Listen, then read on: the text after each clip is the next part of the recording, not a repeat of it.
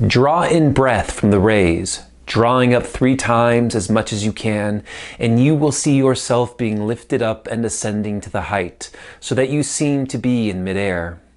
You will hear nothing either of man or of any other living thing, nor in that hour will you see anything of mortal affairs on earth. For in that day and hour you will see the divine order of the skies, the presiding gods rising into heaven and others setting. The sun's disk will be expanded. Immediately you will see many 5-pronged stars coming forth from the disk and filling the air. And when the disk is open, you will see the fireless circle and the fiery doors shut tight. You will see the doors open and the world of the gods which is within the doors, so that from the pleasure and joy of the sight your spirit runs ahead and ascends. For when you have done this, you will see a youthful god, beautiful in appearance, with fiery hair and in a white tunic and a scarlet cloak, and wearing a fiery crown. He will come to the celestial pole, and you will see him walking as if on a road. Look in the air, and you will see lightning bolts going down, and lights flashing, and the earth shaking, and a god descending, a god immensely great, having a bright appearance, youthful, golden-haired, with a white tunic and a golden crown and trousers, and holding in his right hand the golden shoulder of a young bull. This is the bear which moves and turns heaven around, moving upward and downward in accordance with the hour. Then you will see lightning bolts leaping from his eyes and stars from his body. Those are excerpted lines of the visionary content from the so-called Mithras Liturgy of the Greek magical papyri, a magical rite with the object of elevating the soul to the level of the gods, and which are reminiscent of the procedures of the mystery religions. And while that text is not the subject of our present discussion, the visionary episode it depicts is of a type that occurs around the world in different times and different places. It's true that such visions occur to specific individuals living in a particular time and place, conditioned by particular social and historical factors. But the question still remains, where do such experiences occur? Are they simply products of the mind, illusory figures of an overactive imagination? Or do they occur in the physical world in the way that other physical events such as snowstorms and earthquakes occur? The French philosopher and scholar of Sufism and Islamic thought, Henry Corbin, will be our guide in attempting an answer to this question. For Corbin himself was guided by Sufi mystics and sages whose life and work provide a rich phenomenological framework for situating experiences of this type. For Corbin, we start with a bare fact, our presence within the world, the constellating factor that brings the world into being. The cardinal points of our geographical maps, north, east, south, and west, are basic expressions that this mode of presence provides. They are, quote, a system of a priori spatial evidences without which there would be neither geographical nor anthropological orientation. According to Corbin, this system of spatial evidences is expressive of an orientation to a horizontal dimension of the world, our sense of linear history, and of the cause and effect relationships that condition our understanding of events both conceptually and in terms of our sensory modalities. The horizontal dimension fails to acknowledge, however, that it depends on an even more basic and fundamental mode of orientation in a vertical dimension that extends not from north to south, nor from east to west, but from above to below, from earth to heaven. And this vertical dimension is really, quote, a single point, the point of orientation, the heavenly north, the pole star. It is the vertical dimension extending from below to above that completes and fulfills the horizontal extension to the 4 cardinal points. The vertical axis upon which the horizontal depends is associated with the far north, not the north situated on our geographical maps, but rather with the cosmic north of the mystic orient. It is this mode of presence in the vertical dimension of being that, according to Corbin, characterizes the mode of being of the Sufi, but also through his person, the mode of being of the entire spiritual family to which Sufism, and especially Iranian Sufism, belongs. A mode of being that I think Corbin would be inclined to say is also characteristic of the esoteric traditions in the West that stem from the ancient archaic traditions into the esoteric currents of Hermeticism, Gnosticism, Neoplatonism, alchemy, and the like. It is this mode of being that will orient us to the site upon which such experiences as that recorded in the Mithras Liturgy in the Greek magical papyri occur. This is a mode of presence that orients to the cosmic north and is characterized by a distinct form of imaginal or visionary apperception, to an organ of perception to which a definite plane or region of being corresponds as its object, to the active imagination whose awakening heralds an opening into the light of superconsciousness, to the mystic light of the cosmic north, the mundus imaginalis or imaginal world, the alam al-mithal, an ontologically distinct realm in which the visionary episodes of the mystic's journey unfold.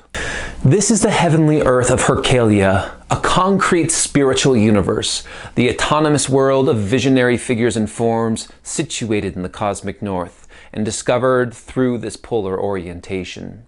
So then let us take as our guides to the north, to the cosmic orient, Henry Corbin, and the guide who sealed Corbin's own spiritual destiny, the Sheikh al-Ishraq, the master of illumination, Shihabuddin Suhrawardi. Suhrawardi was a mystic, ascetic, and philosopher born around 1154 of the Common Era.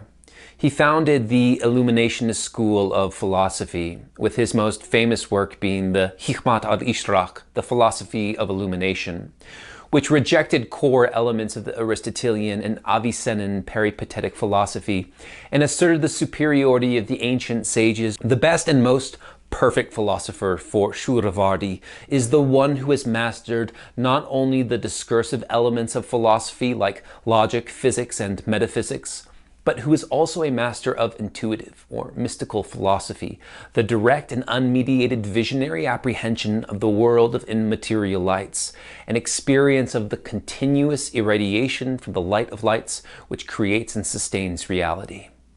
Suhrawardi's philosophy of illumination, then, is not merely an abstract metaphysics, but a route to the mystic orient, to the cosmic north.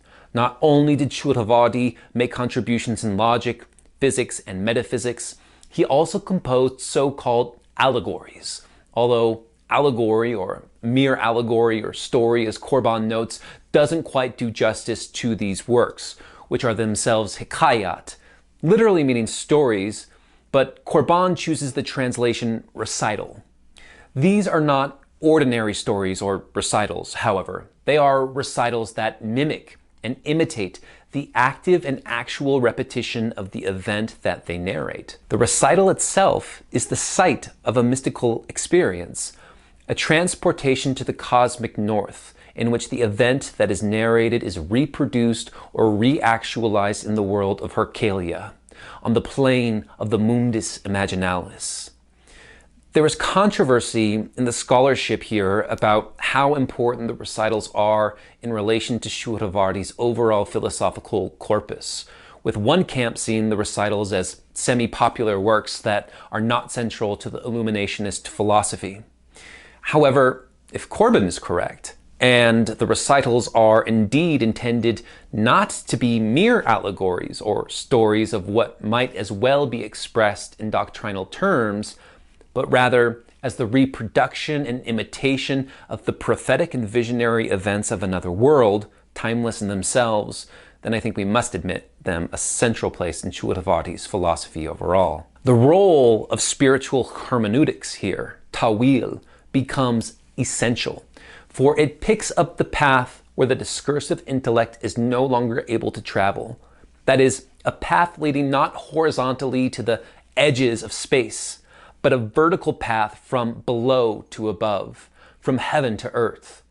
To correctly interpret the recital is to understand it in the sense of an experience that one has themselves lived. In the Recital of Occidental Exile, Suhrawardi deals explicitly with the journey to the cosmic north, And already in the title we catch a glimpse of this polar orientation, for the mystic's incarnation in the world of physis, or nature, is precisely the exile to the Occidental or Western lands. And as Corbin notes, those who awaken to an awareness that their origin and their final ending are elsewhere do feel strangers to this world.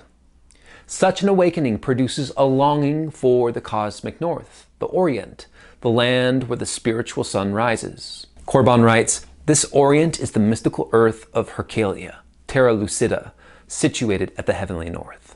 The first part of the recital begins with a fall into captivity, the beginning of the Gnostics' history in this world. The reciter undertakes a journey to the land of the Occident with his brother Asim. Corbin notes that Asim means one who guarantees, preserves, immunizes, and also protege, one who is safe and sound, and that this suggests that Asim is the celestial double, the light self, or perfect nature, or personal angel of the pilgrim. They come from the land across the river, that is, from the world of light, the Orient, to hunt birds from the green sea. But here they come upon the city of Kairouan, the city whose inhabitants are oppressors. And these inhabitants notice that the brothers are children of the Sheikh al-Hadi ibn al-Khayyar, the Yemenite. Corbin notes here that al-Hadi means guide and ibn al-Khay means son of the good, which Corbin takes to be a reference to the Neoplatonic pure good of Proclus. Al-Hadi then is the son of the pure good, the intelligence who is the angel of humanity, namely the Holy Spirit. The brothers have come from the world of light and have descended into the Occidental world of darkness. The inhabitants of the world of darkness promptly imprison the brothers in an infinitely deep pit beneath a high castle fortified with many towers. This castle, with its fortified towers, seems to symbolize the celestial spheres, dominated by the heaven of the fixed stars with the constellations of the zodiac. The prisoners are permitted to climb up to the castle when night falls and you have no clothes on, and look out its windows. They are permitted this at night, night here being a multivalent symbol, because this is when, quote, the bonds of sensible perception keeping terrestrials captive and plunged into the sleep of unawareness of the soul are lifted and spiritual ascension to the spheres is possible. Corbin writes, "This night of the senses is inversely the rising of the mystical dawn. Ishraq, the visionary, opens the gate of the Hanka. In other words, opens the secret door at the threshold of the trans-conscious that opens up to the unexplored desert. It is the entrance to the world of the suprasensible, of mystery, the beginning of the way that leads to the spiritual and angelic world." In this forbidden region of the spheres, doves come from the forests of Yemen, and sometimes a bright light from the oriental side would tell them about their family living in Najd. An aromatic breeze filled with the scent of the arak awakens in them ecstasy after ecstasy. Then we gasped from desire and nostalgia for our homeland. One night on a full moon, a hoopoe bird comes to the window with a message from their father. The message says, "You are being addressed by Al-Hadi, your father. In the name of God the Compassionate, the Most Merciful, we long for you, but you feel no nostalgia. We call you, but you don't start your journey. We give you signs, but you don't understand them." The message continues with directions. "You there, if you want to save yourself at the same time as your brother, don't wait with resuming your journey. Grab hold of our cable, that is, of the nodes of the dragon of the heaven of the moon over the spiritual world that rules the ends of the ecliptic." Now, there's a lot going on here, but Corbin sees this cable as the ray of light, illumination from the hieratic world, an image that also occurs in Suhrawardi's description of the ecstatic ascension of Hermes, in much the same way that Enoch is carried into the heavens. Corbin writes, "This deals with a mystical illumination, the incandescence of the soul, and the oriental light. The oriental hero is carried off to the mystical world of Hercalia. He is occulted to this world while alive." Now, the dragon here refers to the head and the tail of the dragon, the nodes of the moon, the points at which the orbit of the moon intersects the ecliptic. But the moon in the spiritual world is the person or soul of the mystic, the, quote, jewel that illumines the night, the full moon, the mirror of the soul which is held up to and reflects the light of the sun, that is, the light of God. Corbin notes that Suhrawardi is not referring to events occurring in the night sky, but, as in Proclus's commentary on the Timaeus, to the stars above heaven itself, what Suhrawardi refers to as the real stars, that is, to the Sufi mystics who have attained apotheosis and stellar immortality. The absorption of the mystic soul into the light of God is here represented by the occurrence of the lunar eclipse, when the moon is most closely aligned with the sun, so that it appears completely dark, occulted to human sight. The eclipse and occultation of the moon represents the absorption of the illusory eye of the mystic into the real eye. The soul is now completely invested with the light from the spiritual sun. Thus, the message contains instructions for this illumination in particular, and the message continues with directions for the journey back to the Orient, quoted in Quranic verse. The exile and his brother Asim start their journey, and as the sun was just above our heads, that is, when they have attained spiritual maturity because they have reached the equator of human reality, and then reached the edge of darkness, i.e. the limit of the sublunar world, where the Middle Orient or Imaginal world begins, they take their place in a vessel, presumably Noah's Ark, and are carried to the wilderness in the mountains. What then follows is what Corbin describes as, quote, a rapid triumph of a liturgical recital of the Quran, which reaches the height of the perfect hikayat. In a series of Quranic allusions, Suhrawardi narrates the journey of the mystic to the cosmic north. This isn't, however, a reconstitution of the historical Quran. Rather, the act of the recital is a liturgy that reconstitutes biblical time by situating those events in the Alam al-Mithal. Corbin writes, through a liturgical recital of Quranic verses, the reciter receives the drama of the prophets.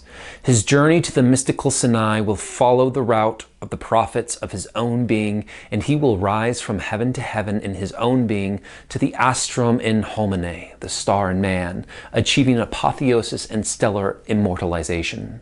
So here, the reciter becomes the hero he is reciting about. Next comes a succession of images that Corbin suggests is a meditation on the interiorization of the firmament and the spheres. In fact, the passage from the astronomical heavens to the heavens of the microcosm, and through those to the heavens of the world of the soul, of Malakut. It is the same as leaving the world of physis and making the ascension of Mount Qaf. The event can only be suggested with violent images.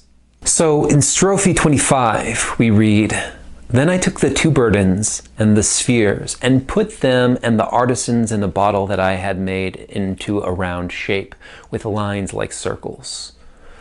The round bottle with circular designs on it, Corbin reads as the brain, and that the two burdens and spheres are placed within seems to indicate their interiorization. Strophe 26 reads, I cut off the currents of living water from the realm of the heavens. When the flow of water was cut off to the mill, the building collapsed and the air supply disappeared. That is, the world of physis, of nature, has been left behind, and the ascension to Mount Qaf has begun. Strophe 28 reads, I flung the sphere of spheres against the heavens so that it pulverized the sun and moon and stars. Corbin notes that the violent imagery suggests the interruption of normal functions in order to cross the threshold of transconsciousness and of hieronosis, of pure imaginative perception independent of the faculties of sensible perception. Strophe 30 reads, I found God's way, then I understood. This is my path, and it is straight. Then we get to strophe 36. When the entire distance had been traveled and the road had come to an end, while the water welled out from the furnace in a conical shape of the heart, I saw the celestial bodies. I united myself with them and heard their music and their melodies. I was initiated into their recital. Their sound struck my ears like that of a bell-like sound produced by a chain drawn over hard rock. My muscles were at the point of tearing. My joints felt like breaking. So vivid was the pleasure that I experienced. This did not cease happening in me until the white cloud went away by dissipating and the membrane was broken. The first thing to note here is the water welling out from the furnace in a conical shape of the heart. Corbin takes this to be an alchemical illusion, the athanor, the furnace that is here the heart. This alchemical water then wells out from the furnace of the heart as the music of the spheres sounds forth and the reciter is united with their music and melody. This is the bursting of the membrane that has until then enveloped the filius sapientia, the child of wisdom, puer aeternus, eternal child or child God, enclosing the work. This sequence of events then enacts the birth that liberates the celestial child, apotheosis and union with the stars in a state of astral immortality.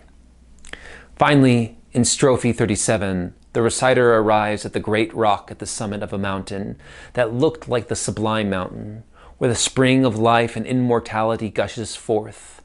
This sublime mountain is the mystical Sinai, the mountain in the cosmic north, culminating in the summit of Mount Kaf, the entrance to Hercalia and the Mundus Imaginalis. The great rock Corbin links to the green emerald, which becomes the oratory of the angel, the key to the vault of the world of spheres. Corbin continues, this is the border between the visible world and the suprasensible world, the cosmic north, which is threshold of the beyond, in which the meeting occurs between the terrestrial self and the celestial self, the angel. The reciter is bewildered before the beauty of the vision of the great sage, who, according to Corbin, is the angel of knowledge and revelation, the Holy Spirit whom the Quran identifies with the angel Gabriel, and the philosophers with the active intellect, whom the Ishraqiyun call the angel of humanity, and who welcomes the pilgrim into the certainty of salvation. In strophe 40, the great sage, the archangelic intelligence says, "Have courage, you are safe now." However, the pilgrim is then informed that he still must return to the Occidental prison, because the fetters have not yet completely unclothed you. The pilgrim is distraught, but consoled by the sage, by being told that it will be possible to return and easily climb up to our paradise whenever you want to. Secondly, you will be totally free. You will be joined to us and leave the Occidental land behind you completely and forever, presumably referring to the pilgrim's final union with the world beyond upon their death. In the postlude, the reciter states, "This recital is about me." This is confirmation that it is the reciter who becomes the hero of the recital in the act of its recitation. In other words, the reciter is elevated to the plane of mythical time, in which the happening of an event is an eternal presence. The stories and myths of prophets, their prophecies and visions, the heroes and sages of time past are not mere incidents recorded in books and lost to the sands of time, but eternal happenings in the present, capable of being reactualized through the devotion of the mystic who takes their own place in the chain of being of prophets and sages who have transmitted the gnosis from generation to generation. The reciter, in reciting the event, undergoes the event itself and is transported into the cosmic north and there initiated into the mysteries. This recital, that I encourage you to read and study yourself, is a path or door, an invitation into the mundus imaginalis. It is an invitation to orient ourselves to the cosmic north and undertake the journey of the mystic pilgrim in our own being. In future videos, I plan to unpack many of the themes discussed here, so stay tuned. And if you've liked what you've seen, please like the video and subscribe to the channel, and share this with anyone who you think might appreciate it. Until then, we'll see you next time.